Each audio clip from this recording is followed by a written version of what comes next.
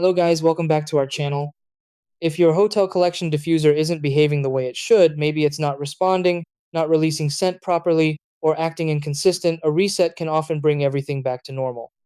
These diffusers run on internal settings and timing cycles, and sometimes those get disrupted due to power interruptions or incorrect configurations.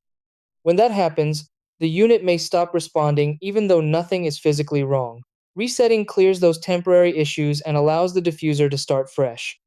The important part is doing the reset correctly so the system fully reinitializes. In this video, I'll walk you through exactly how to reset your hotel collection diffuser step by step. Try these. 1. Turn off the diffuser and unplug it. 2.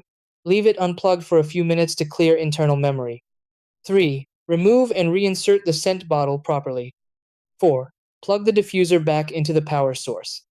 5. Turn the unit on using the power button. 6. Check that the diffuser is working normally again.